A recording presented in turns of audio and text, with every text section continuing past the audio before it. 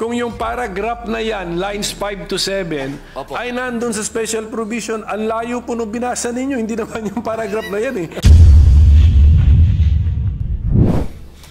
Mahal na Pangulo, maiksing manifestasyon lamang po. Opo, Please proceed.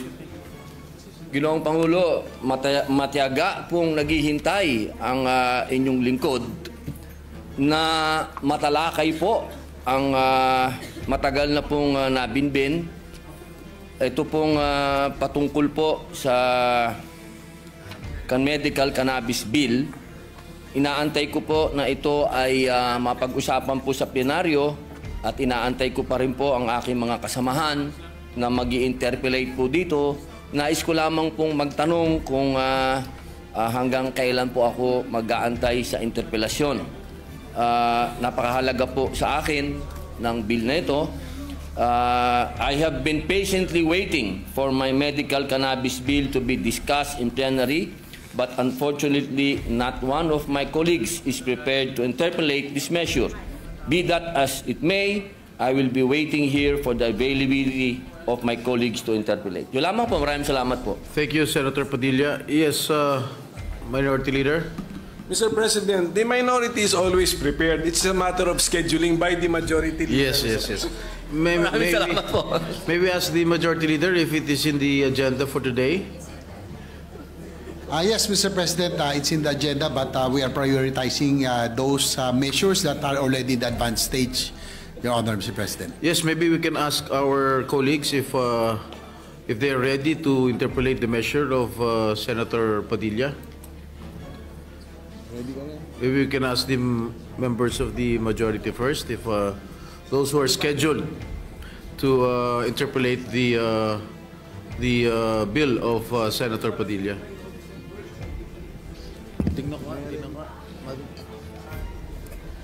I think those who are scheduled to interpolate the bill of Senator Padilla is this representation, Senator Win Gatchalian, Senator Pia Cayetano, Senator Joel Villanueva, Senator Rizzo Ontiveros, and Senator Coco Pimentel.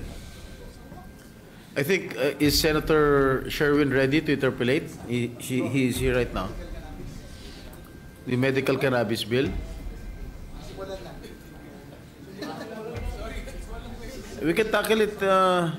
Yes, Mr. President, probably later on after we tackle some important measures, we'll talk to the members of the majority who will be ready to. Yes, we can proceed later if some of our colleagues are ready to interpolate the bill of Senator Padilla.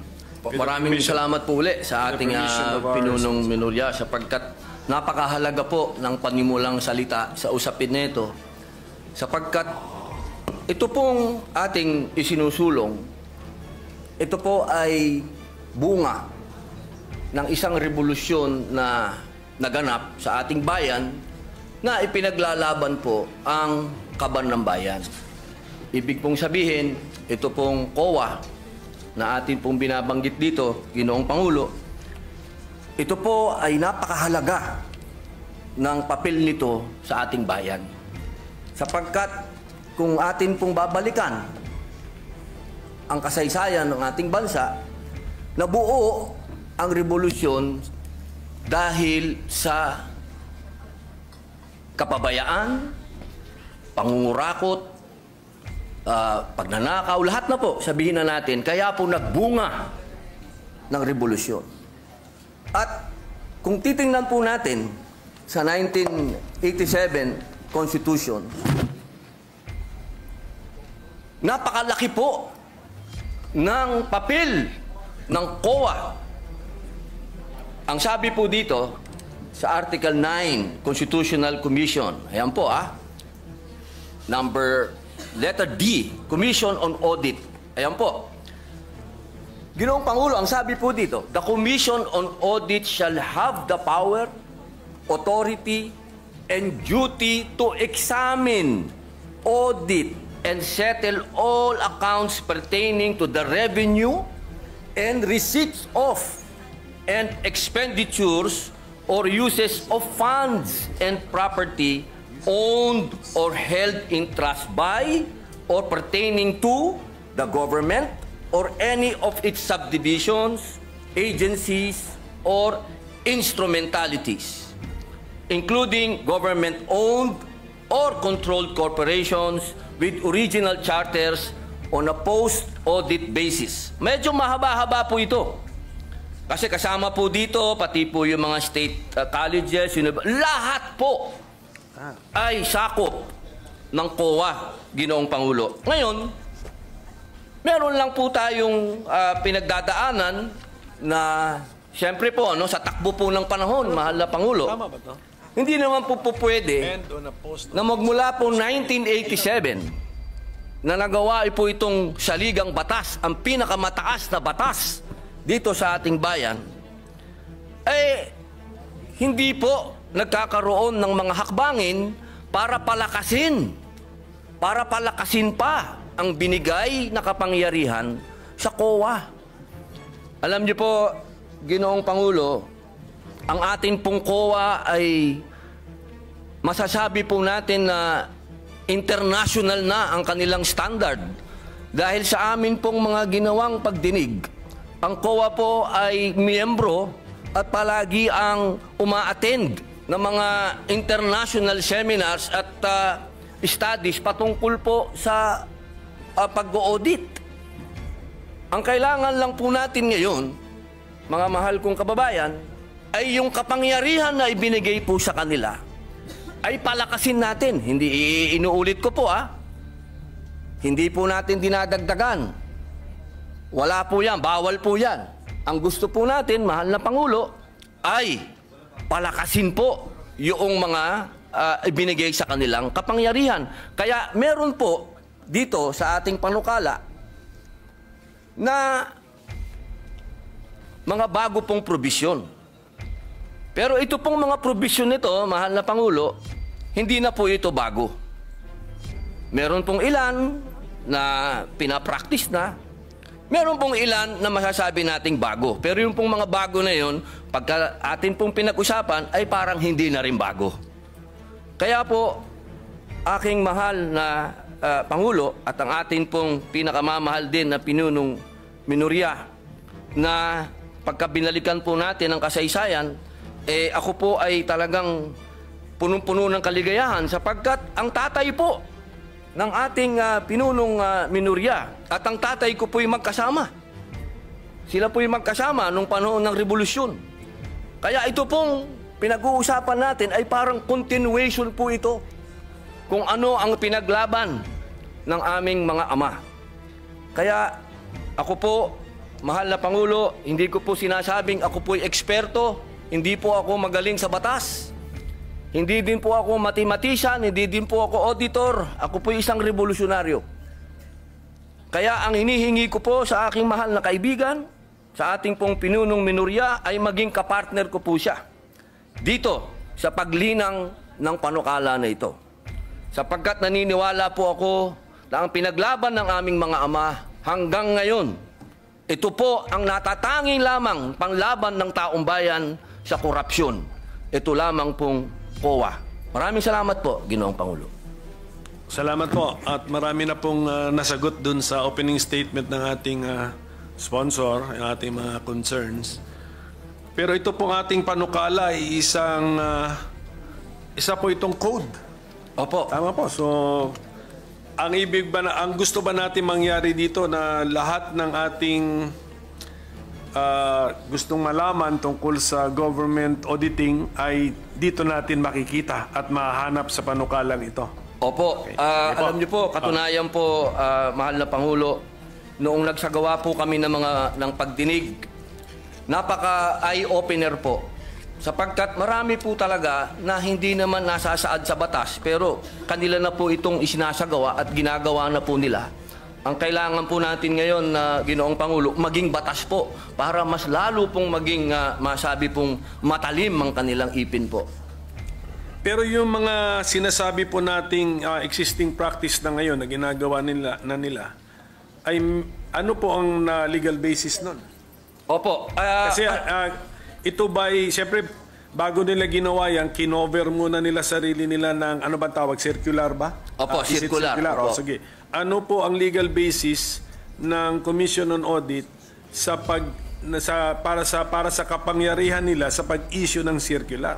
Opo, napakaganda po ng tanong ng ating pinunong minorya. At yan po, alam niyo po, dito po sa aking kaliwa, kung titingnan niyo po, dahil ang sabi ko po sa kanila, Ginoong Pangulo, tayo po ay haharap sa bar Tatnacher. Mathematician pa. Kaya kailangan po, battery ng mga auditors ang kailangan po natin dito sa kaliwa. Ano po?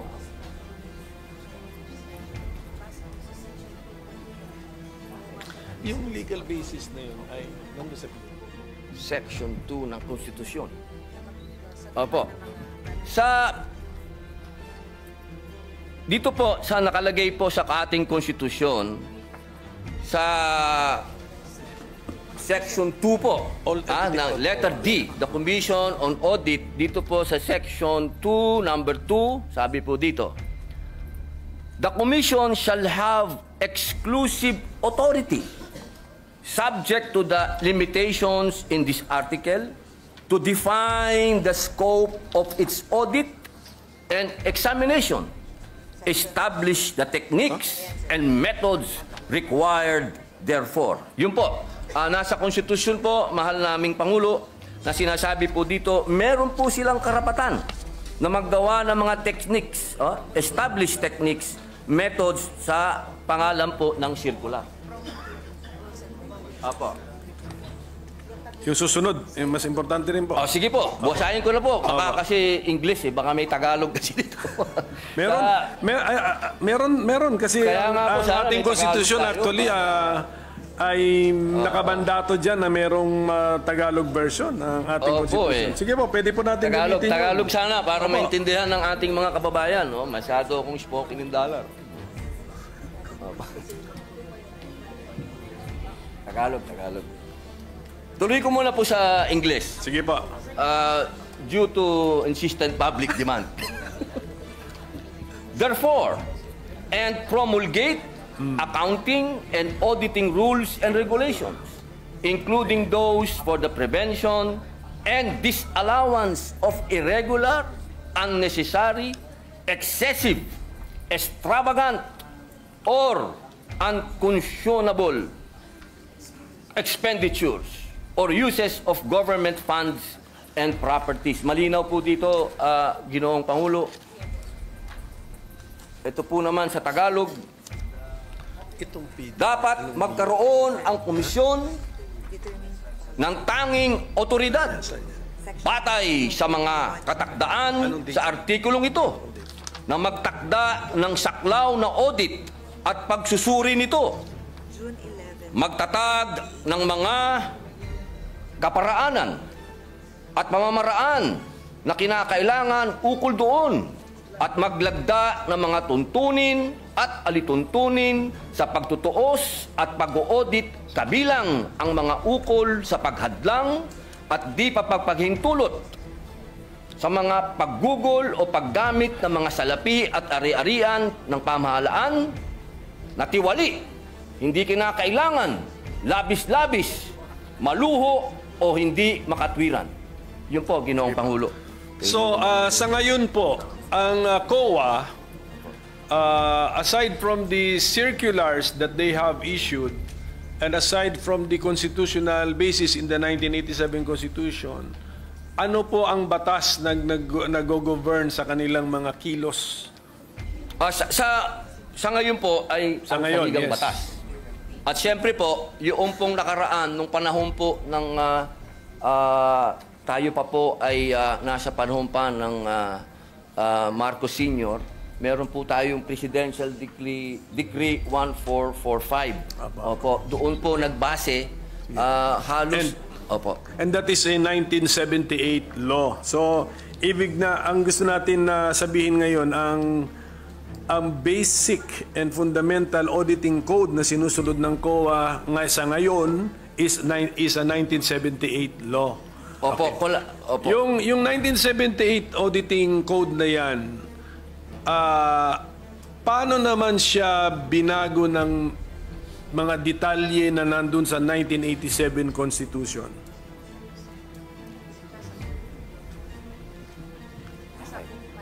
Apo. Ng 1987 Constitution. Ayan, napakaganda po ng... iba talaga pala pag may battery ka dito po. Opo. Ito po, ang sabi po nila, nandoon po ito sa Book 5 ng Admin Code of the 1987 Constitution. Meron po ba tayo? Book 5. Of the Admin Code. Opo, Admin Code. So, meaning to say, according to our resource persons, Book 5 of the Administrative Code of 1987 repealed, even indirectly, repealed or replaced the June 1978 Government Auditing Code? Or ano sila, complementary sila? Opo. Opo. Okay. Siya daw po ay complementary. Okay, sige. Opo, Kaya nga, ang tanong ko nga, Mr. Opo. Okay. So, ang gusto nilang sabihin sa atin is, sa ngayon, hindi naman talaga nakarely ang COA sa isang 1978 na issuance. Opo. Pati na rin sa Book 5 ng Admin Code ng 1987. Okay. Opo. Kaya po ang next tanong ko, kung medyo na-update na rin naman pala, ano po naman ang pagbabago na ating ilinagay sa ating panukala such that it is more desirable now to have this new Government Auditing Code? Opo. Opo, pwede po natin itong isa-isahin kung ano po yung mga bagong provision. Mga bagong idea muna. May mga bago ba tayong idea o bagong approach dito sa ating panukala? Kasi kung unless sasabihin nyo po sa amin na Opo. yung circular, pinagsama-sama lang natin lahat at ginawa nating code. Ganun ba ang ginawa natin dito sa panukalang ito o hindi? Katulad po ng sinabi ko po kanina, Ginoong Pangulo, meron po kasing sa takbo po ng panahon, meron din po silang mga ginagawang pag-aaral sa abroad. Opo. At yung mga best practices po ngayon sa abroad, gusto din po natin maisagawa. Pwede akong sumingit tungkol dyan. Opo. Ang ating bang COA chairman ay chairman ng isang international organization sa ngayon? Para pagkaalam ko, chairman ata siya na isang international organization. So, Siya po ay member po. member. Opo, Okay, member po automatic siya. na may Opo. member tayo. Sige po, so continue sir. Kung ano yung kung may bago bang ideya dito sa ating panukala na hindi pa captured ng Book 5 of the Admin Code and the 1978 General Auditing Code tatawag na, or Government Auditing Code, yes. Opo. Kasi po may mga kaso po din, marami din pong mga bagong na-desisyon ng Supreme Court na mga kaso po na nakakapag-define po ng mga kailangan sundin ng COA o sundin ng mga tao po. Opo. Kaya kailangan po yung mga batas na bago, ito pong ating ginagawa na mapalakas po para maisama na rin po yung mga Supreme Court rulings po na may kinalaman po sa COA at yung mga practices na rin po ngayon ng COA na ginagawa na rin po nila na maging batas po. Opo. Siguro po, Mr. President, maganda yon. Kung mabigyan lang tayo ng idea o sample ng ating sponsor, Opo. ano ang mga bagong ideya na nakuha natin sa jurisprudence na ilinagay na ngayon natin sa panukala? Ano ang mga bagong idea na nakuha natin sa ating participation sa international organizations and fora na ilinagay na rin natin ngayon sa ating panukala? So para masundan po natin yung mga bagong Opo. ideya sa ating panukala. Meron po ito kaninang umaga amin itong pinag-aralan. Section 27 ba yun? Sandali lang po. A minute suspension, Mr. President. Opo. Session is suspended for a minute. Mas in the process of answering the question already, Mr. President. So. Opo. Ginoong Pangulo, meron pong mga pangyayari katulad po ngayon, habang iniaantay po natin yung para sa Supreme Court, tatalon lang po ako. Katulad po sa Section 60, sinasabi po dito, Ginoong Pangulo, na katulad po kahapon, napag-usapan po natin yung e-governance. So dito po sa Section 16 ng ating panukala, nasasabi po dito, ay dinagdag po natin ang electronic transaction, katulad ng electronic documents, electronic collection, and electronic project. Ito po na rin ay pinapractice na rin po ito ng COA po sa ngayon. Yan po yung isa po na masasabi po nating malaking pagbabago. Opo, at dito naman po kanina, nagkaroon po ng kaso na dinesisyonan po ng Korte Suprema. Meron na? Yes. Ano? Ito po yun, ano? Section 27, matagal na po itong pinapractice ng COA. Ito po ay patungkol sa pagbabawal sa mga private entities for rendering audit or related services to government agencies. Kailangan muna po ng COA's approval kung kukuha ng pribadong entidad para gumawa ng mga audit sa mga government agencies. Nagkaroon po ng kaso ito, Ginoong Pangulo, at ang naging decision po ay pagkalagpas ng 60 days. Iba pala to. Sorry po. Ang sabi po dito, hindi po pwede. Pwede na pwedeng kumuha ng pribadong auditing firm yung private ng mga government agency po. Pwede po silang kumuha. Opo. Hindi po pwede na ang sinasabi po, kasi ito, ang ano po nito, galing po ito sa deliberasyon ng 1987 Constitution. Kasi meron po itong isang commissioner, sinasabi niya, sabi niya doon, hindi, kailangan exclusive ang COA.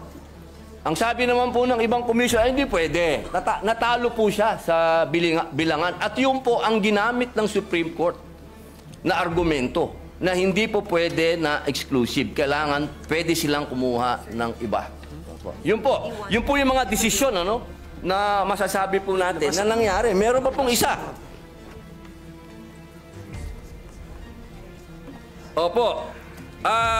Dito po sa Section 28, ito ay nasa PD 1445. At base rin po ito sa desisyon ng Korte Suprema.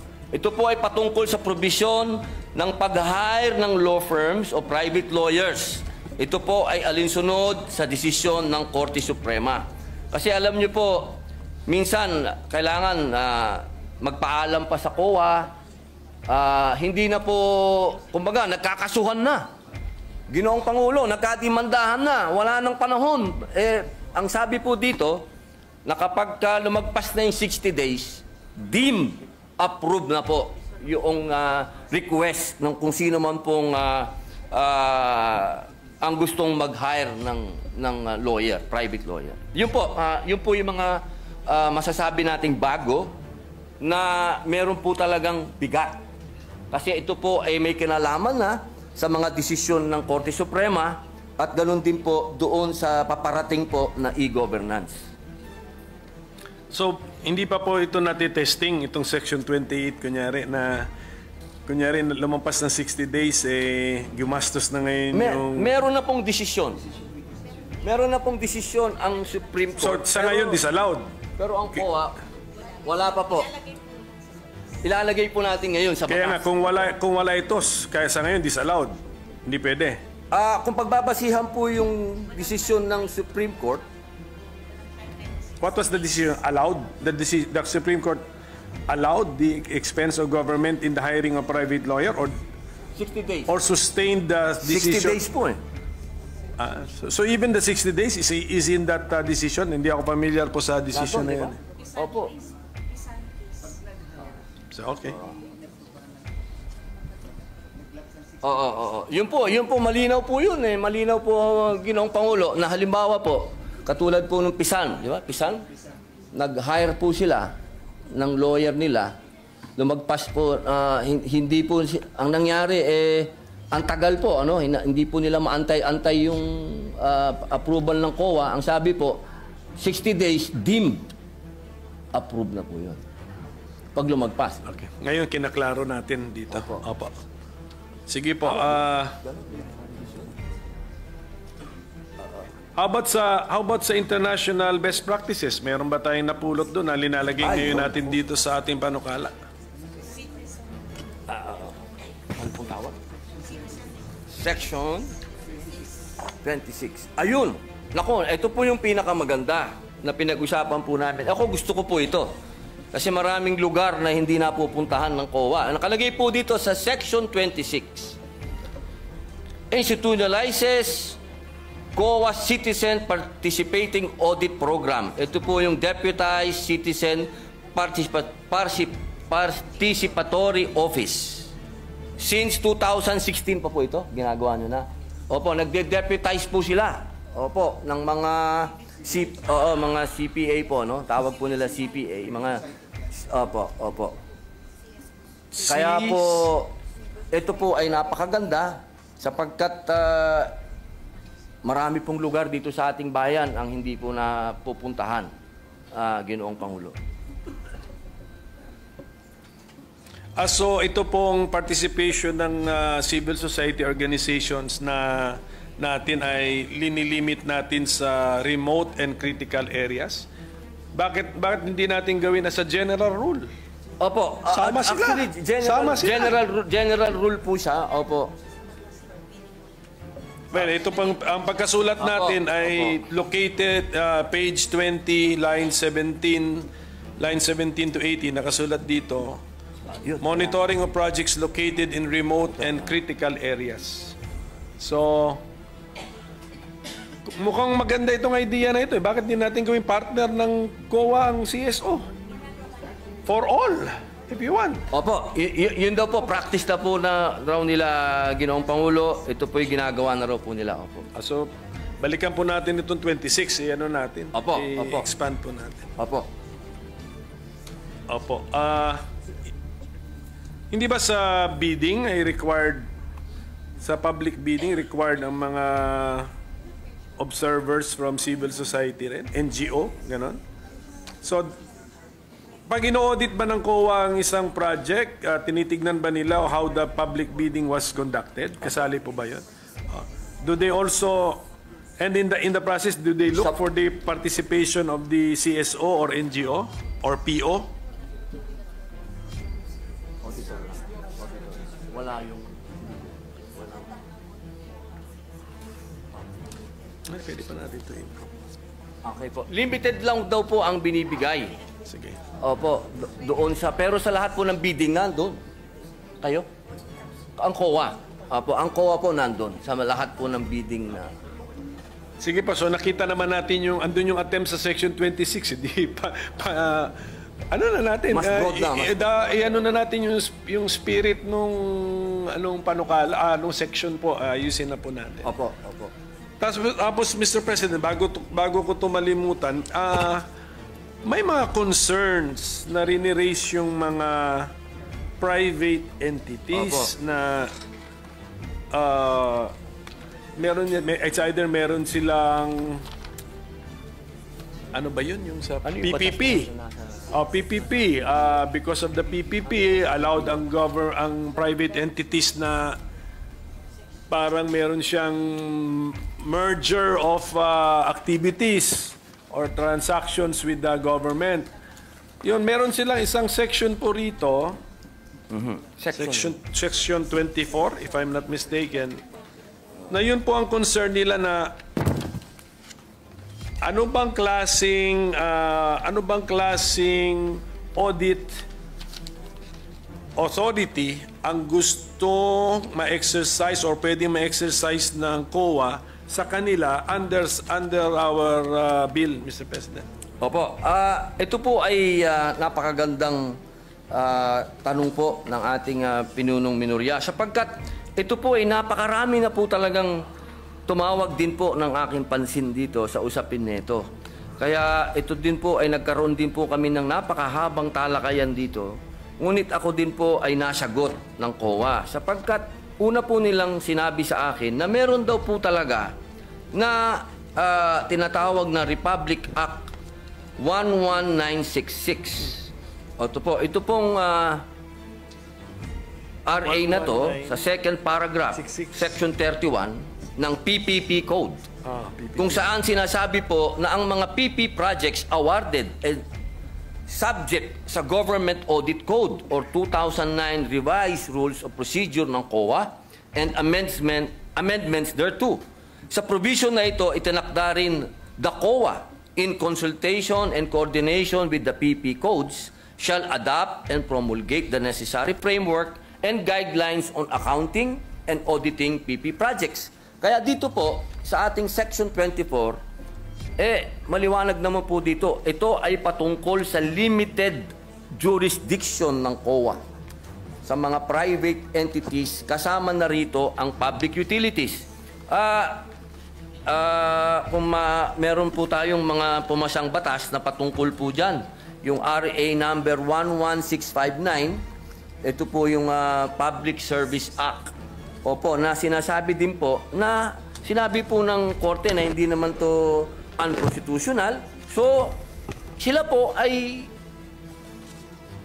tatamaan po ng limited jurisdiction ng COA sa pag-audit po. Yun po ang aming pagkakaintindi, Ginoong Pinunong. Ang problema ko po, Mr. President, dito rin sa pagkasulat ng ating Section 24 na nasa page 19. Sa title ng section, Limited Jurisdiction over Private Entities. Pero pagbasahin mo yung body ng section, hindi mo naman makuha kung anong meaning ng limited jurisdiction. Kasi sinasabi rito, the Commission shall have authority to examine and audit the contracts, agreements, or dealings of private entities with the government, etc. So, the words used are examine and audit, which is the normal words, Mr. President. So, where is the limitation found, Mr. President? Sino po bumura? Doon po sa vice version, may parte po na binura kaya naging malabo po yung conclusion. Saan ba na? Hindi, actually, yung jurisdiction. Okay. Maganda po ng naging talakayan dito sa amin. Napakaganda po kasi ng katanungan ng ating pinunong minorya. At alam niyo po, ito po kasing pinag-uusapan natin ngayon, ito po ay galing pa sa Presidential Decree number 1445. Patingin ng 1445. At ito po ay at ang amin pong napagdesisyonan, amin pong i-specify dito sa Section 24 na malinaw kung ano po yung dadaan sa audit. Ibig pong sabihin, kung ano lamang po yung dinapuan ng pera ng gobyerno doon po sa PPP, doon lang po sila may karapatan na mag-audit. Kung saan lang po dumapo yung pera po ng gobyerno. Pero maliban po doon, wala po silang pwedeng silipin doon po patungkol doon sa private na kumpanya. Pero sa ngayon po ating sponsor na sa pagkakasulat ngayon, medyo hindi yan limited jurisdiction. Opo. Tama, okay, Opo, sige opo. po. At least tinatanggap po ng ating So malalaman lang natin ito or kung kami ba ang ating mga kasama ba ay sasang-ayon sa amendment, kung marinig na namin kung paano natin mahuhuli yung konsepto ng limited jurisdiction. Opo. Sige po. Opo. So at least maganda po yan at malaking bagay na po yan na yung parang agam-agam nila, yung worry nila, concern na... Opo. Natural po yung kanilang pag-aalala sapagkat sila po ay mga investor din po. Siyempre po, kailangan din natin alagaan yung mga investor. Pero wag po silang malumbay at wag po silang mag-alala. At lahat po ng pwedeng gawin ng COA patungkol lamang po sa pera ng gobyerno po. Ngayon po, yung konsepto ng right sizing, nakaka-discuss lang natin, parang nasa bill din yun. Pero yung kahulugan ba ng right sizing na gamit natin sa panukalang ito, kaparehas nung right sizing na sinabi po ng ating Senate President na dinipensahan niya yung kanyang panukala. Opo, alam niyo po, kung mapapansin niyo po, kasama po ako ng ating Ginoong Pangulo doon sa right sizing sapagkat naniniwala po tayo doon. Pero kanina po sa kanyang paliwanag, malinaw din po na sinabi niya, hindi po ibig sabihin nun na tayo po ay magbabawas o ano. Kung hindi, pipiliin po yung mga tao talaga na talagang sila po yung magpe-perform. Yung talaga pong may mga kakayahan. Yung tunay po na masasabi po natin na madi-deserve po nila kung magkano po yung natatanggap nilang sweldo mula po doon sa ahensya ng gobyerno. Kaya ako po ay nakasuporta po doon. At dito po sa kasalukuyan, naririnig ko po ang aking lupon at kanila pong naisagutin ang inyo pong katanungan. Opo.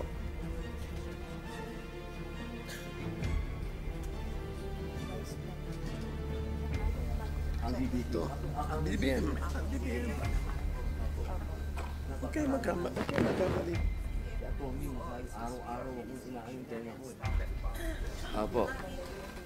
Katunayan po, Ginoong Pangulo, lahat po ng aksyon ng COA na may kinalaman po sa organisasyon po nila, ito po ay dumadaan po sa DBM. Yun. Opo. Ito po ay ina-approve ng DBM.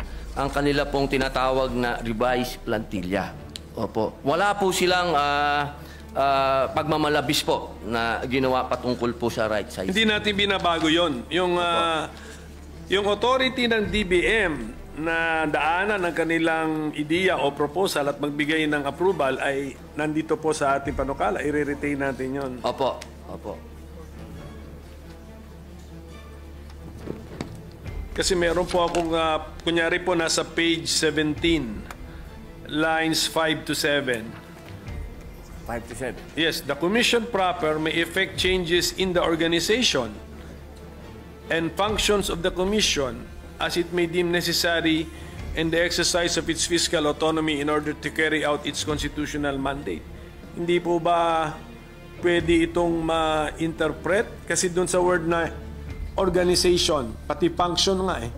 Hindi ba pwedeng ma-interpret ito na pwede na nilang hindi hintayin ang desisyon ng DBM? At saka yung functions na ito, pwede ba nilang baguhin ang itong code na ginagawa natin, Mr. President? Okay. Ginoong Pangulo, ito pong provision ng 5 to 7.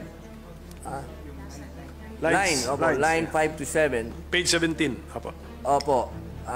The commission proper may effect changes in the organization and function of the commission as it may deem necessary in the exercise of its fiscal autonomy in order to carry out its constitutional mandate.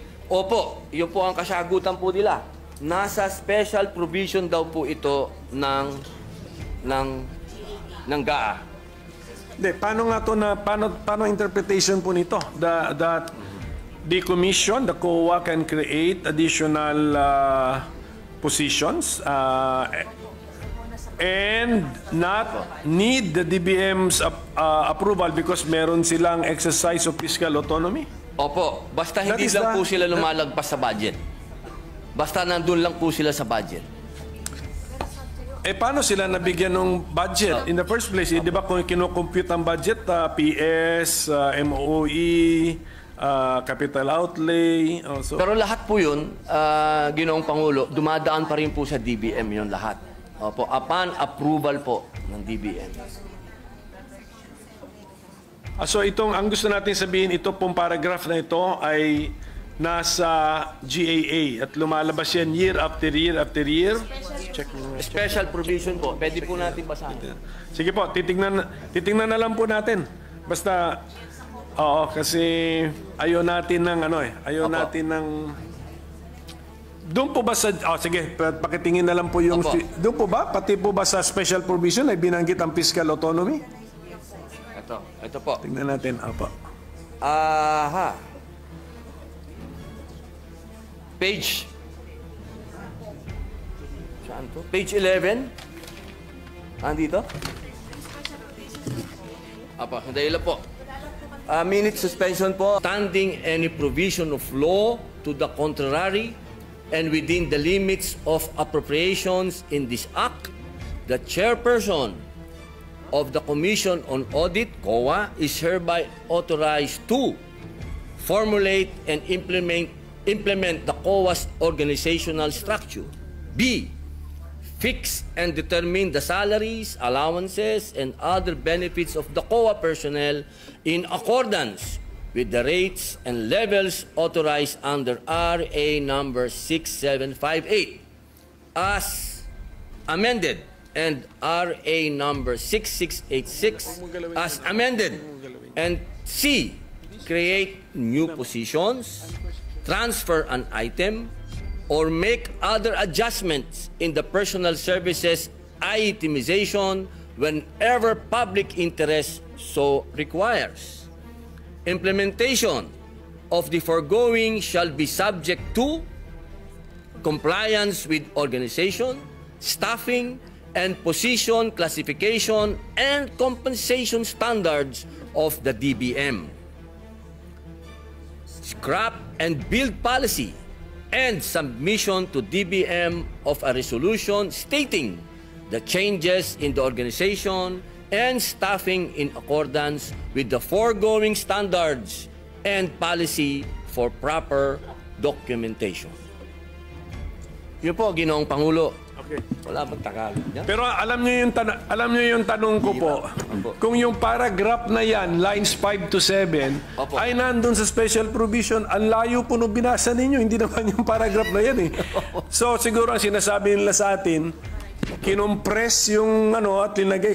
Pero delikado po kasi mag-compress tayo ng ilang ideas kasi when we re-expand the compressed sentence, pwedeng iba na ulit yung conclusion natin, iba na po. So, mukhang ang sagot sa tanong ko, hindi. Wala itong paragraph na lines 5 to 7 ay wala sa special provisions. Hindi po. Wala po. Maaari po natin, kung gusto po niyo, at sa palagay po ng ating pinunong minorya at professor na i-adapt na lang po natin yung dati, ay mas maganda po yun. Hindi, ang aking point po, mag-ingat po tayo kasi sabi nga natin kanina na kino-concede ng COA na yung kanilang reorganization or any changes sa kanilang organization, lalo na sa pag-hire ng paggawa ng mga posisyon, ay kinakailangan ng approval ng DBM. Okay. Ingat lang ako dahil dyan sa paragraph na yan, mukhang pwede nating isantabi ang requirement na kailangan ng approval ng DBM. So, yan lang po. Kung pwede rin natin balikan yung last paragraph ng Section 16, Mr. President. Gawan niya ng paraan yan. But Mr. President, actually marami pang section dito na binimension ata ang fiscal autonomy ng COA. Pero kung pwede sa susunod na natin pag-usapan kung anong ang meaning ng fiscal autonomy, paulit-ulit na lumalabas dito sa auditing code na to. Kasi kailangan maintindihan po natin yun.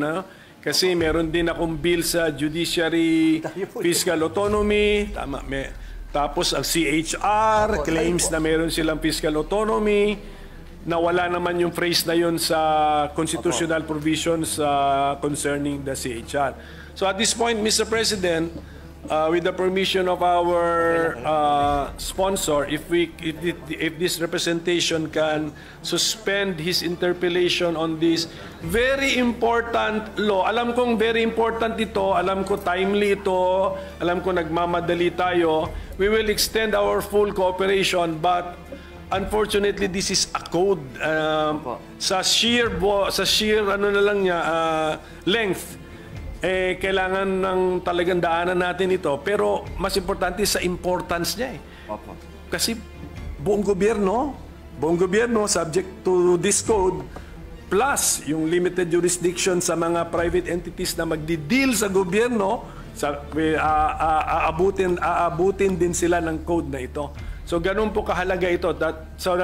Kaya sana maintindihan po ng ating mga resource persons na ite-testing natin yung mga ideas, yung mga concepts, old concepts, i-testing natin kung relevant pa ba, applicable pa ba.